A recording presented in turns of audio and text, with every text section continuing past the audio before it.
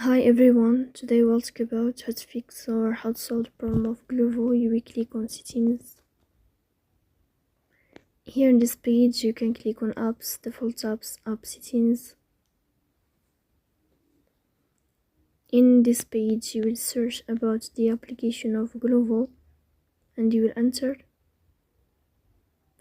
Here in this page of app info you can click on first stop and you can click OK. Then you will enter to the window of storage.